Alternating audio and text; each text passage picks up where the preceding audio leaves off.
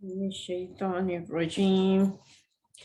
ولا تنكحوا المشركات حتى يؤمن ولأمة مؤمنة خير من مشركة ولو أعجبتكم ولا تنكحوا المشركين حتى يؤمنوا ولعبد مؤمن خير من مشرك ولو أعجبكم أولئك يدعون إلى النار والله يدعو إلى الجنة والله يدعو إلى الجنة والمغفرة بإذنه ويبين آياته للناس لعلهم يتذكرون. ويسألونك عن المحيض قل هو أذى فاعتزلوا النساء في المحيض ولا تقربوهن حتى يطهرن وإذا تطهرن فأتوهن من حيث أمركم الله إن الله يحب التوابين ويحب المتطهرين. نساؤكم حرث لكم فأتوا حرثكم أن شئتم وقدموا لأنفسكم واتقوا الله واعلموا أنكم ملاقوه وبشر المؤمنين. اور تم مشرک عورتوں سے ہرگز نکاح نہ کرنا جب تک کہ وہ ایمان نہ لے آئیں. ایک مومن لونڈی مشرک شریف زادی سے بہتر ہے اگرچہ وہ تمہیں بہت پسند ہو. اور اپنی عورتوں کے نکاح مشرک مردوں سے کبھی نہ کرنا جب تک وہ ایمان نہ لے آئیں. ایک مومن غلام مشرک شریف سے بہتر ہے اگرچہ کہ وہ تمہیں بہت پسند ہو. یہ لوگ تمہیں آگ کی طرف بلاتے ہیں اور اللہ اپنے اذن سے تم کو جنت اور مغفرت کی طرف بلاتا ہے اور وہ اپنے احکام واضح طور پر لوگوں کے سامنے بیان کرتا ہے. توقع ہے کہ وہ سبق لیں گے اور نصیحت قبول کریں گے. پوچھتے ہیں حیض کا کیا حکم ہے؟ کہو وہ ایک گندگی کی حالت ہے، ایک بیماری ہے. اس میں عورتوں سے الگ رہو، ان کے قریب نہ جاؤ جب تک کہ وہ پاک صاف نہ ہو جائیں. پھر جب وہ پاک ہو جائیں تو ان کے پاس جاؤ اس طرح جیسا کہ اللہ نے تم کو حکم دیا ہے. اللہ ان لوگوں کو پسند کرتا ہے جو بدی سے باز رہیں اور پاکیزگی اختیار کریں. تمہاری عورتیں تمہاری کھیتیاں ہیں، تمہیں اختیار ہے جس طرح چاہو اپنی کھیتی میں جاؤ، مگر اپنے مستقبل کی فکر کرو اور اللہ کی ناراضی سے بچو. خوب جان لو کہ تمہیں ایک دن اس سے ملنا ہے. اور نبی صلی اللہ علیہ وسلم جو تمہاری ہدایات کو مان لیں انہیں فلاح اور سعادت کی خوشخبری دے دو. صدق اللہ العظیم. رب اشرح لی صدری ویسر لی امری واحلل عقدۃ من لسانی یفقہوا قولی. السلام علیکم ورحمۃ اللہ. سورہ بقرہ آیات 221 سے 223. ان کو ہم سمجھنے کی کوشش کریں گے. پیچھے ہم نے یتیموں کے حوالے سے بات سمجھی. ابھی جو نکاح مشرک عورتوں سے نکاح کے حوالے سے بات آ رہی ہے تو اس سلسلے میں ابن عباس جو کہ قرآن کے بہت بڑے مفسر کی حیثیت سے ہم ان کا نام جانتے ہیں، تو وہ ان کے مطابق ایک خاص شخص تھا جس نے جو مسلمان ہو گیا تھا، مکہ ہی کا رہنے والا تھا، یعنی ہجرت سے پہلے کی بات ہے. تو وہ اب بزنس کے سلسلے میں جایا کرتا تھا اور مدینہ بھی وہ جاتا تھا. اور مدینہ جیسے کہ آپ اگر تھوڑی سی بھی سیرہ کی ہسٹری جانتے ہیں تو وہ ہجرت سے قبل مدینہ طوائفوں کا بازار تھا، یعنی وہاں پہ جو یہ پراسٹیٹیوشن کی انڈسٹری ہے یہ بہت زیادہ چھائی ہوئی تھی. اور ظاہر ایک معاشرے میں ایک چیز عام ہو تو لوگ پھر اس کو ایکسیپٹ کر لیتے ہیں. اب وہاں پہ اس کی کسی عورت سے دوستی تھی جس کو ہماری زبان میں گرل فرینڈ کہہ سکتے ہیں. اب یہ اسلام لانے سے پہلے کی بات ہے. اب جب وہ مسلمان ہوا تو کسی کام سے نبی صلی اللہ علیہ وسلم نے اسے مدینہ بھیجا اور وہاں وہی خاتون اس کو دوبارہ ملی اور اس نے اس کو بلایا اور دعوت دی کہ تم اتنے عرصے بعد آئے ہو تو میرے ساتھ رات گزارو. تو اس نے انکار کر دیا کہ میں مسلمان ہو چکا ہوں اور میرے لیے یہ جائز نہیں ہے. ہاں تم چاہو تو میں تم سے شادی کر سکتا ہوں.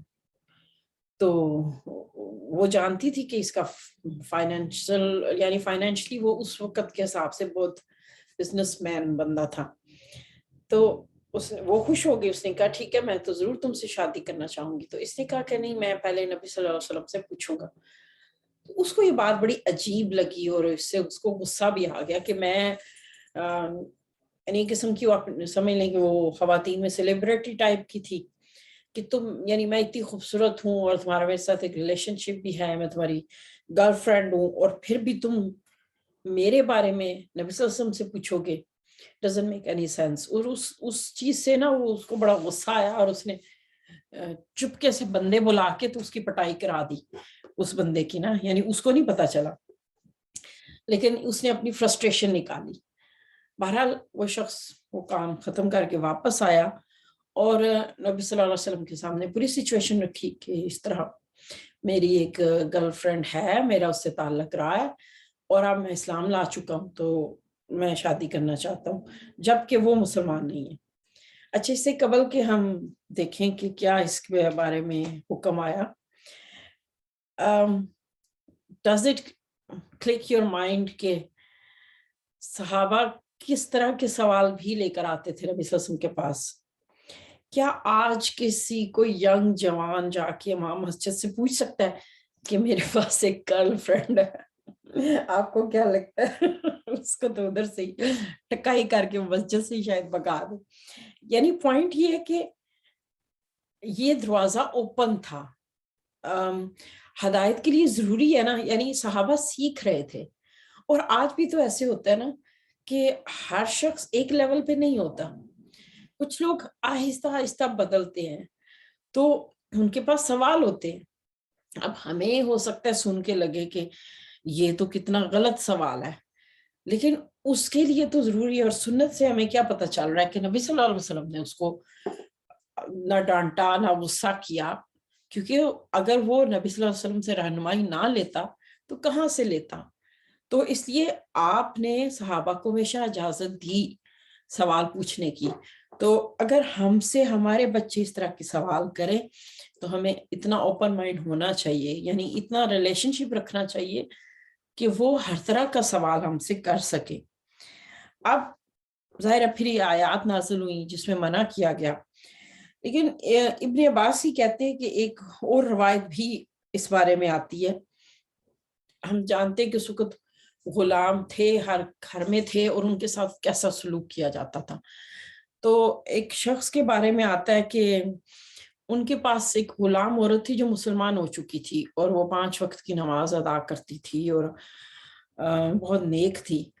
تو کسی وجہ سے ان کے مالک نے ان کو تھپڑ مارا, تھپڑ تو مار دیا, لیکن بعد میں وہ بہت ہی پریشان ہوا اور پریشانی کی حالت میں نبی صلی اللہ علیہ وسلم کے پاس آیا نا. یہاں سے سمجھ لیں کہ غلاموں کو مارنا, ان کے ساتھ یعنی جو چاہے سلوک کرو, ان کو جانوروں کی طرح رکھا جاتا تھا. تو ایسے میں جب اسلام نے آہستہ آہستہ ان کا ذہنی تربیت کی تو اب جو ہے ان کو تھپڑ مارنے پہ بھی اپنے اندر ایک گلٹ, یعنی اسلام یہ احسان کیا کہ مائنڈ سیٹ کو بدلا تو لوگ خود بخود غلامی سے پیچھے ہٹنے لگے. اب جب وہ نبی صلی اللہ علیہ وسلم کے پاس گیا تو نبی صلی اللہ علیہ وسلم نے بھی اس عورت کی تعریف کی کہ ہاں وہ ایک اچھی مسلمان عورت ہے. تو اب تو اس کا گلٹ اور بھی بڑھ گیا کہ اس نے ایک مسلمان کو تکلیف دی ہے.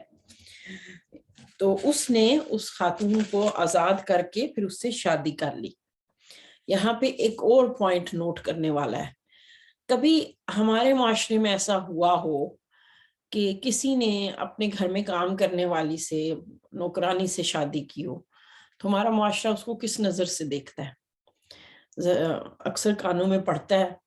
ہاں ہمارے یو کے میں اکثر یہ جملہ سنا ہے کہ فلانا جو ہے وہ پاکستان گیا اور اس نے جو ہے وہ کمی کی بیٹی سے شادی کر لی یا نوکرانی سے شادی کر لی, اور اس کو بڑا عجیب سمجھا جاتا ہے.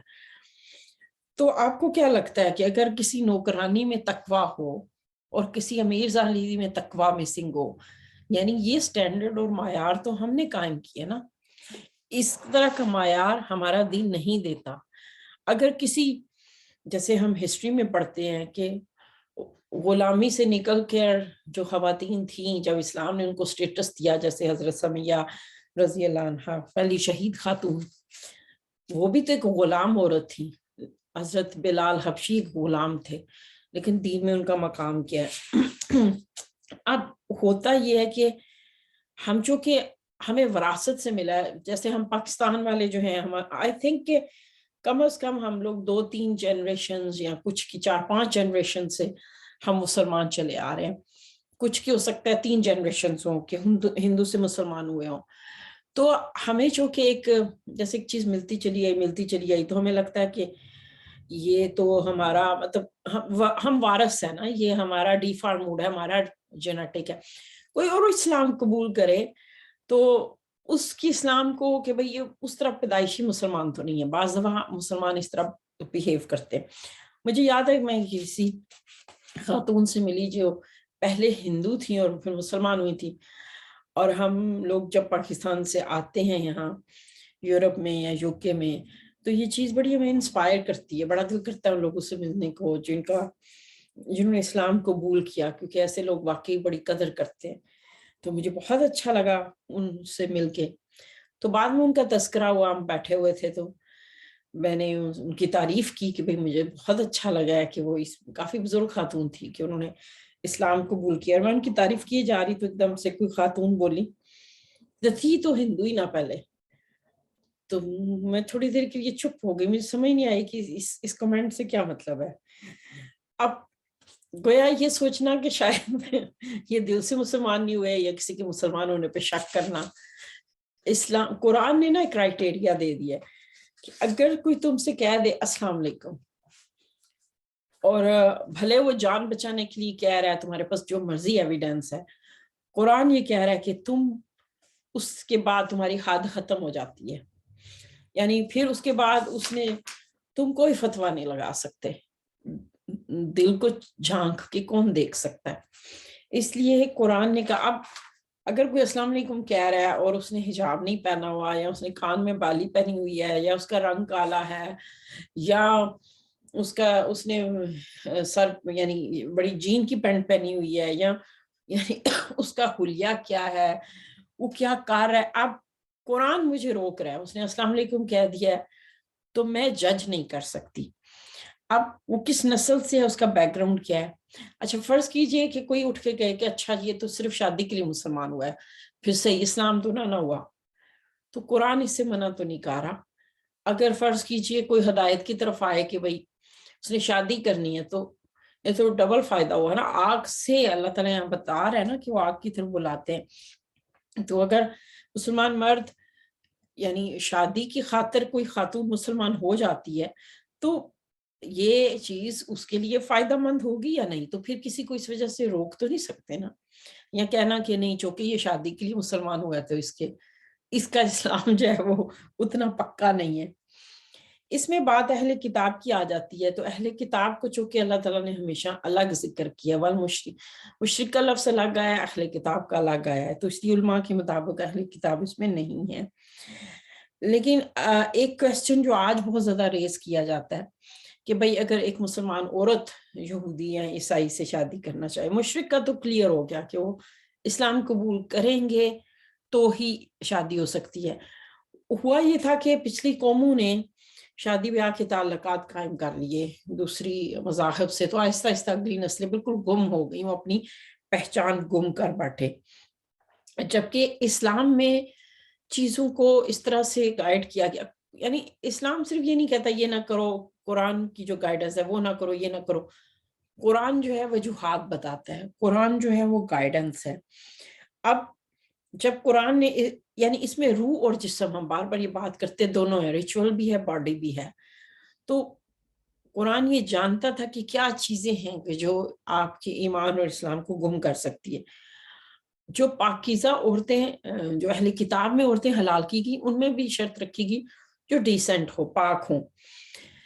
اگر آپ یہ دیکھیں تو اسلام میں اہل کتاب سے جو شادی کی اجازت دی گئی تھی وہ آخری دور میں آ کے دی گئی.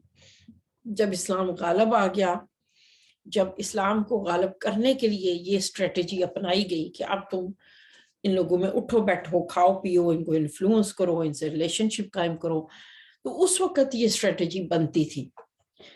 شروع میں یہ حکم نہیں دیا گیا. اور اسی طرح آج بھی علماء یہ کہتے ہیں کہ اگر کسی کا اپنا ہی ایمان کمزور ہے تو وہ کسی سے شادی کر کے چاہے وہ اہل کتاب ہو تو وہ تو دین ایمان گم کر بیٹھے گا. تو اس لیے ہر کسی کے لیے علماء کے مطابق آج یہ گنجائش نہیں ہے.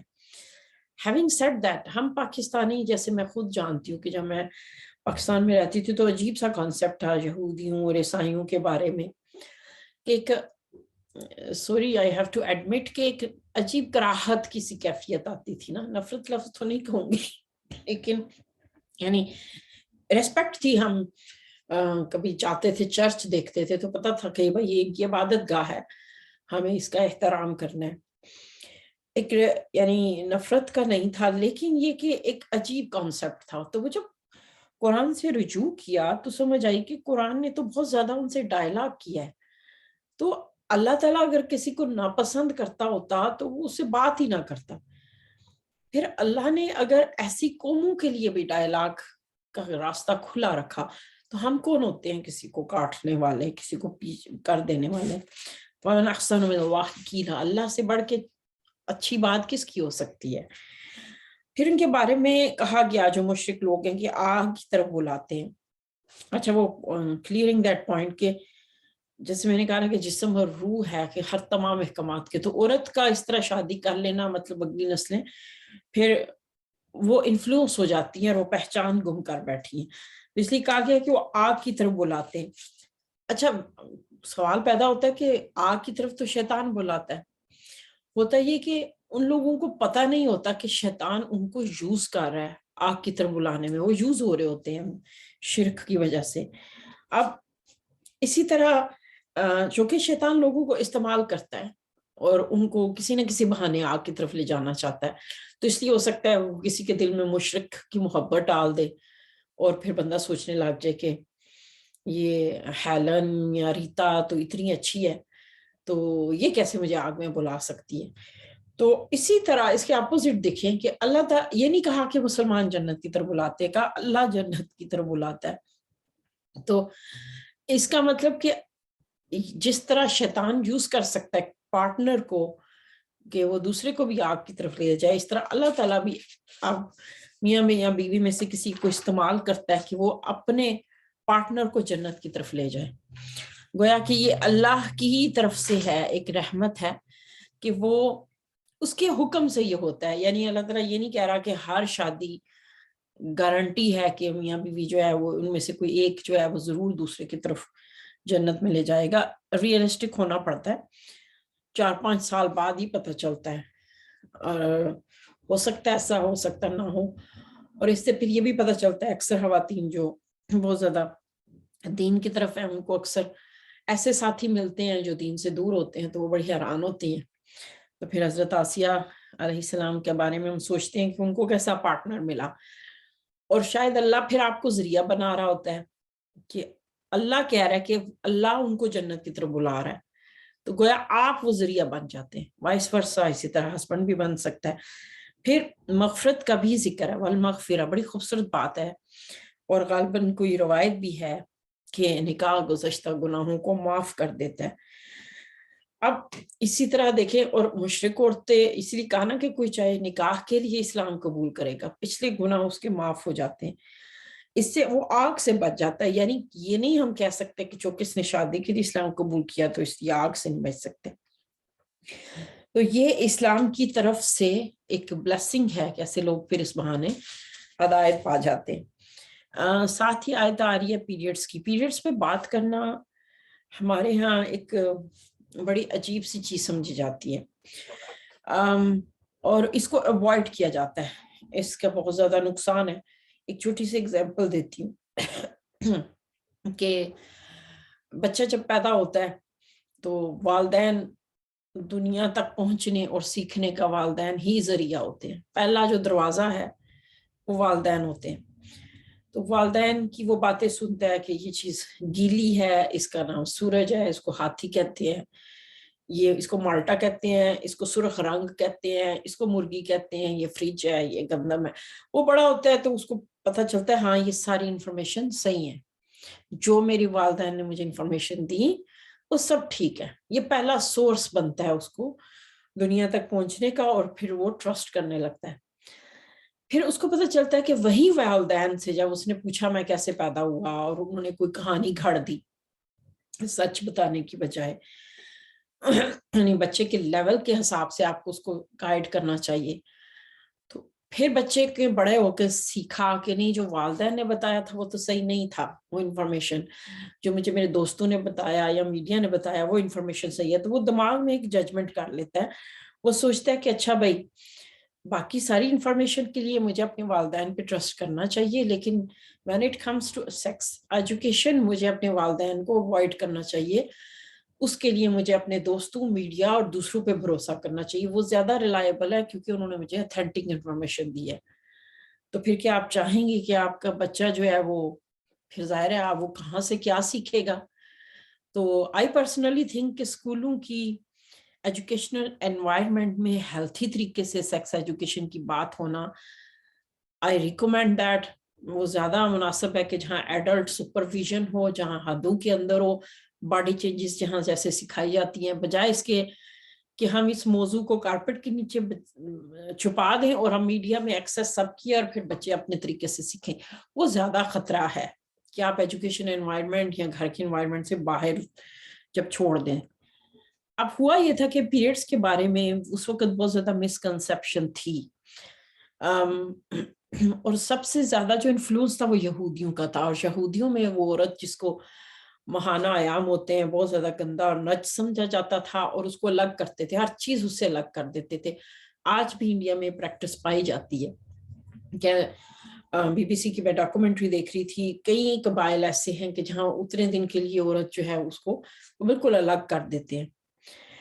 اور اب اس کے لیے جو ہے وہ ظاہر ہے کہ صحابہ کرام جن قبائل سے تھے وہ قبیلے بھی اسی پریکٹس کو لے کر چل رہے تھے. تو ان کے ذہن میں آیا کہ اس کے بارے میں پوچھتے ہیں کہ یہ ایک گندگی ہے، ناپاکی ہے، تو ہم اس کو کیسے کریں. دلچسپ بات یہ ہے کہ اگرچہ کہ ترجمے میں نے یہ لفظ غلطی سے بولا ناپاکی، لیکن قرآن نے لفظ ناپاکی استعمال نہیں کیا، اور میں اس پہ بڑی شکر گزار ہوں، کیونکہ مجھے یاد ہے کہ ہمارے پاکستانی کلچر میں بھی کہ جی پوری بیڈ شیٹس دھونی ہے، اور مطلب بہت ہی زیادہ ناپاکی کا تصور آ جاتا تھا. تو قرآن اگر یہ لفظ یوز کر دیتا تو پھر پتہ نہیں ہماری کیا حالت ہوتی، شاید وہ پین اور میک اپ بھی دھونا پڑتا. تو قرآن نے اذن بیماری کا، تکلیف کا لفظ یوز کیا ہے، نجاست کا نہیں یوز کیا. تو بیماری کے لیے آپ کا ایٹیچیوڈ ڈفرینٹ ہوتا ہے، گندگی کے لیے الگ ہوتا ہے. تو ایسے جیسے اللہ تعالیٰ نے عورت کے ساتھ گندگی کو نہیں جوڑا، بیماری کو جوڑتا ہے. اور جب آپ بیمار ہوتا ہے تو آپ کیا کرتے ہیں؟ آپ اس کو پیچھے تھوڑی کرتے ہیں، آپ اس کی تیمارداری کرتے ہیں، اس کو کمفرٹ دیتے ہیں، اس کا خیال رکھتے ہیں. تو اس لیے اللہ نے یہاں پہ یعنی ہم پہ احسان کیا کہ اذان کا لفظ یوز کر دیا، اور ساتھ ہی کہا کہ فاعتزلوا، ان سے دور رہنا. دور رہنے سے کیا مراد ہے کہ بھائی جب پیریڈز ہوتے ہیں تو ہارمونل چینج کی وجہ سے وہ اگریسو ہو سکتی ہیں، ویسی ویسی باتیں کر سکتی ہیں، تو ان احتیاط کرنا، کوئی ریاکشن نہ دکھانا. نبی صلی اللہ علیہ وسلم ایسی حالت میں بہت زیادہ لونگ اور کیئرنگ ہو جاتے تھے، بلکہ اکثرت عائشہ رضی اللہ عنہا فرماتی ہیں کہ میں پیریڈز کی حالت میں ہوتی اور نبی صلی اللہ علیہ وسلم میرے گود میں اپنا سر رکھتے اور کہتے کہ میرے بال دھو یا میرے بالوں میں کنگھی کرو، اور آپ اس وقت قرآن پڑھ رہے ہوتے. یہ آپ کی اس وقت کی کیئرنگ کی حالت تھی. اور اسلام میں سوائے مباشرت کے باقی سب کچھ جائز قرار دیا گیا.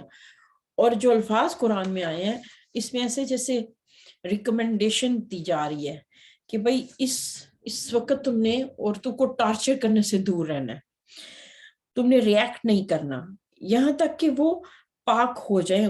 یہاں جو لفظ آیا ہے پاک ہونے کا یا تحرن کا، وہ ایفرٹ ڈال کے کسی چیز کو پاک کرنا، یعنی کہ ایک تو نا کہ پیریڈز ختم ہو گئے، نہیں، غسل کر کے جو پاکی حاصل ہوتی ہے. تو اس کے بعد اب دیکھیں قرآن نے پیریڈز کے موضوع کو لیا ہے، اور جیسے میں نے کہا کہ ہم اپنے بچوں سے بھی کانفیڈنس کی بات نہیں کرتے، اور قرآن نے اس ٹاپک کو ٹچ کیا ہے، ہر موضوع کو ٹچ کیا ہے، کتنے خوبصورت طریقے سے ٹچ کیا ہے ہدایت کی خاطر. پھر ساتھ ہی کہا کہ اللہ تعالیٰ توبہ کرنے والوں کو پسند کرتا ہے. توبہ کی لفظ ہی توبہ کا لفظ پیریڈس کے ساتھ کیوں آیا؟ کیونکہ ہو سکتا ہے کوئی اونچ نیچ ہو جائے. جیسے میں نے نوٹ کیا کہ جب آپ کی باڈی چینج ہوتی ہے پریگننسیز کے بعد تو پیریڈس کا پیٹرن چینج ہو جاتا ہے, دن آگے پیچھے ہو جاتے ہیں. ہو سکتا ہے آپ ناپاک ہو چکے ہو نہ پتہ چلے, اور ہو سکتا ہے آپ ابھی پاک نہیں ہو رہے, آپ نے نماز شروع کر دی. تو یہ اونچ نیچ رہتی ہے پیریڈس کے ساتھ نا. خواتین ہم جانتے ہیں کہ یہ اس لیے اللہ تعالیٰ یہاں پہ کہہ رہا ہے کہ بھئی تم سے جو بھی ہوگی اونچ نیچ بس تم اس سے میرے پاس پلٹ آیا کرو. اس پہ یہ نہیں کہا جا رہا کہ یعنی تم پیریڈس کے معاملے میں کوئی غلطی ہوئی تو اس پہ بڑی پکڑ ہے. ابو ایوب انصاری کی ایک روایت ہے کہ اگر تم کبھی گناہ نہ کرو تو اللہ اور مخلوق پیدا کرے گا جو غلطی کرے اور توبہ کرے. یعنی اللہ جانتا ہے کہ یہاں پہ ہو سکتا ہے, اس سے بس اچھا لگتا ہے تم پلٹتے رہو نا. پھر لفظ کھیت کا استعمال ہوا. اچھا, جب لفظ کھیت ہم پڑھتے ہیں کہ ہماری خواتین کو کھیتیاں کہا گیا, تو آج کے دور میں کہا جاتا ہے کہ بھئی Muslim women are like a baby making machine. حالانکہ کھیت جو ہے نا, اگر آپ اس ٹرم کو استعمال کریں تو یا گارڈن کو, it's very romantic, it's have nothing to do with making babies. اور یعنی وہ تو ایک آپ کا اپنا کنسپٹ ہے, کیونکہ جب آپ گارڈننگ کرتے ہیں تو you have to look after. پہلے کسان کو ایک تو پہلی چیز کہ وہ ہر جگہ پہ بیج نہیں ڈال سکتا, اس کو اس کھیت کو میں فصل اگانا پڑتی ہے. اس کے لیے فصل اگانا کتنا محنت والا کام ہے. اگر آپ نے کبھی زندگی میں دیکھا ہو پاکستان میں فصلیں اگانا اور کرنا, تو it's such a difficult task. تو یہاں پہ لونگ اور کیئرنگ ایک ریلیشن شپ بتایا جا رہا ہے کہ, اور اس کو کہا گیا کہ ریکمینڈڈ ہے کہ تم اس سے اگلی نسل پیدا کرو. یعنی ریکمینڈیشن ہے, اس کو کمپلسری فرض نہیں کیا گیا. یہ بات میں اس لیے ہائی لائٹ کر رہی ہوں کہ شادی ہوتی ہے تو بیچارے میاں بیوی ہر تھوڑی دیر شادی ہوگی ہے, اچھا جی ہاں 10 ماہ گزر کے ہیں, 9 مہینے گزر کے, اچھا ابھی تک بچے نہیں ہوئے, کوئی خبر ہے؟ کوئی آنٹیاں پوچھ رہی ہیں, اور آپ کو پتہ نہیں ہوتا کہ اگلا بندہ کس حال سے گزر رہا ہے نا. بعض دفعہ جیسے ایک بچی کہنے لگی کہ میری امی جب مجھ سے پوچھتی ہیں تو آئی فیل سو پریشرائزڈ. یہ سوال نہیں پوچھنا چاہیے, سچی بات ہے, ٹو بی آنےسٹ, اللہ یہ کہ خود آپ سے شیئر کرنا چاہے. تو اس لیے یہ کہا گیا کہ یہ اتنا کیئرنگ ہے, اور یعنی تم نے اس طرح کا تعلق رکھنا ہے, اور اللہ تعالیٰ جو ہے وہ اس سے تقوی اختیار کرو. یہاں تقوی ہر جگہ پہ آ رہا ہے کہ تقوی کے بغیر اتنا خوبصورت رومانٹک ریلیشن شپ ٹارچر میں چینج ہو سکتا ہے. تو تم اللہ سے ملنے والے ہو, یعنی ایک قسم کی خوشخبری ہے کہ یہاں پہ تمہیں میاں بیوی کا ریلیشن شپ بہت خوبصورت ہے. بلکہ دنیا میں جو کچھ بھی ہے جو اللہ نے بنایا, آپ نے کبھی ٹی وی پہ تو ضرور دیکھا ہوگا خوبصورت مناظر مختلف ممالک کے, تو بندہ ہمیشہ سوچتا ہے دنیا اتنی خوبصورت ہے تو اللہ نے جنت کیسی بنائی ہوگی, اور دنیا اس کا ٹیزر ہے. تو یہ سوچ آتا ہے کہ یہ ساری خوبصورت چیزیں دراصل اللہ کی یاد دلاتی ہیں. تو اللہ تعالیٰ ہمیں اس دن کی تیاری کرنے والا بنائے. اللہم اجعل القرآن ربیع قلبی ونور صدری وجلاء حزنی وذہاب ہمی وغمی. السلام علیکم ورحمۃ اللہ.